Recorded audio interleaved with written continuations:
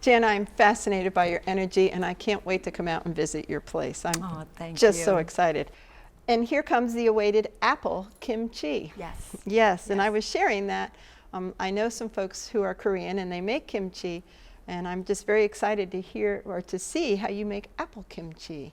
So, well, I like to go ahead and make seasonal kimchi, and right now the apples are just absolutely divine out there. There's so many different types of apples.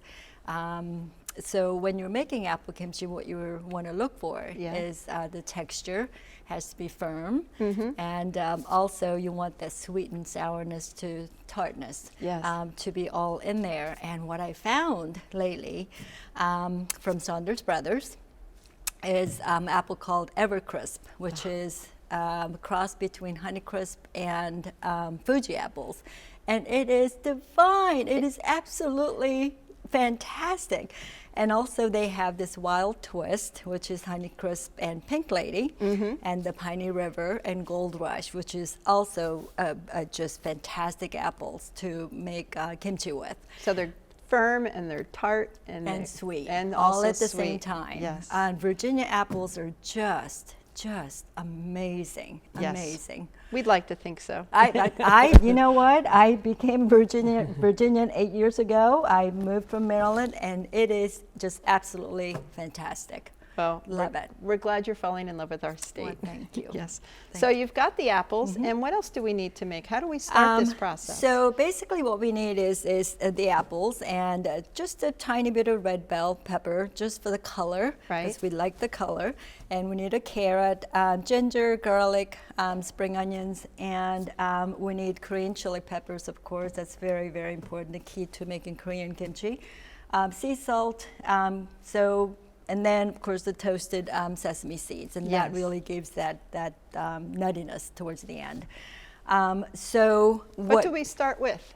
What we're going to do is I've made these pre-made beforehand, so that this can be easy. Now here's the grated onion, so that goes into. Well, let's put the bowl on the cutting board, ma'am. Sure. Yeah. There you go. And then the ginger and garlic.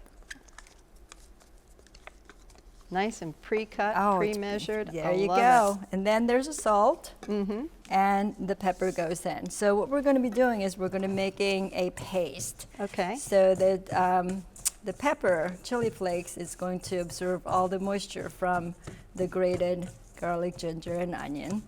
That's a very pretty paste. Oh, it's beautiful. It is absolutely beautiful. And then as it sits, the color will even get brighter. Oh, it's gorgeous. So it's just, and as you can already smell. I can smell. Yeah. Luckily, I ate a large dinner tonight. So there you go. While that's sitting, what we're going to do is that we're going to slice the spring onions sideways. So you want to cut it this way. The reason for that is because you want that onion flavor to really shine combining with the apples. Interesting. So I did pre-cut some of them there. So you're really exposing the surface area of that onion. Absolutely. Okay. Yes. So now what we're going to do after that, now here's a handy dandy bowl. All right, now I've already julienne some of the apples. Using that mandolin, I was watching you Using this early. mandolin, there you go. You can cut it manually, but you go, Have fun. Have fun, yeah. Okay. So anyway, so what you do is just take an apple and just go ahead and slice it, just like this. And you need about 5 to 6 medium to large apples, which once you slice it and measure it, it would be about 8 cups or so. Okay. And that'd be one serving for me. Okay. In my household, basically, once I make apple kimchi, it doesn't get to a chance of fermenting, period. It just gets eaten and just disappears, which is a good thing, you know. And apples are just loaded with prebiotics, which is so wonderful for you. And as it travels through your digestive system, it doesn't get absorbed through your body. However, when it gets to small intestines, it becomes fermented. And then when it gets to your colon, of course, all the great bacteria there just meets, you know, the prebiotics and becomes probiotics, and you just absorb all the nutrients, which is wonderful. So here we go. Well, I was always taught an apple a day keeps the doctor away. Yes. Absolutely. Apple is one of the top 10 prebiotic fruit that's out there, so it's wonderful. Now, I also grated some carrots, so here it is. But anyway, so there's some carrots there. Okay, now we're going to add the spring onions and the red bell pepper. Right. There you go, and let them just mix up. Look how beautiful. Look how beautiful. Look at all those that. colors. I mean, gee, you know, it can't get any prettier than this. Okay. And that mandolin made light work of that apple, so. Yeah. Now the paste goes in. Right. Okay, so once the paste is in there, let me put this down. Now you just massage it in. Oh, I love cooking with my hands. Oh, that's the only way. Yes. I don't know how people cook with other things. Yes. A, it makes a mess. B, you just don't get your soul into the food. Exactly. Yes. Exactly. So now you're tossing and massaging. Look how beautiful the color is just absorbing into the apples. Now you had said fermenting. What would be the next step? Now, if you're going to ferment the apple kimchi or any other kimchi, now there's a quick fermentation process or the a slow fermentation process.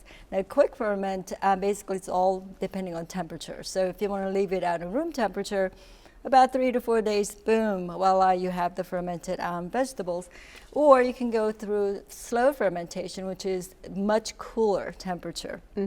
So I usually, at home, I have a walk-in refrigeration. So I keep it between 33 to about 35 degrees Fahrenheit, and sometimes it could take 2 months to ferment. Now, I really like slow fermentation process because it really, the taste is so much more sophisticated. The texture is better. So like winter vegetables, it has a lot more sugar content. So what I like to do is a slow fermentation. So in mid-November to late November, I make the kimchi and I put it in the big clay pots and I put it in the walk-in and forget about it for 2 to 3 months. In the springtime, it's delicious. I'm salivating already. It's wonderful. So anyway, so after this is all mixed, the last thing that goes in here is the toasted sesame seeds. And that really adds the nuttiness, and you can eat this right away. And apple kimchi is so good on fried eggs, or if you like hot dogs or brats, you can put it right on top. Oh, fun. Yeah, wonderful. That sounds delicious. Instead of sauerkraut, put the kimchi. Absolutely. Yes. Absolutely. Oh, I love it. So there it is, apple kimchi. Well, it is beautiful, and I can't wait to taste it later on, although you know I'm not a person who likes a lot of heat. But I want to thank you for demonstrating this. This is so easy, and we hope that you will ferment that, and it'll be lovely in a few months. Oh, absolutely. So. Absolutely. Thank you so much. Thank you for demonstrating. Thank you so much for being on the show. Well, thank you. Yes.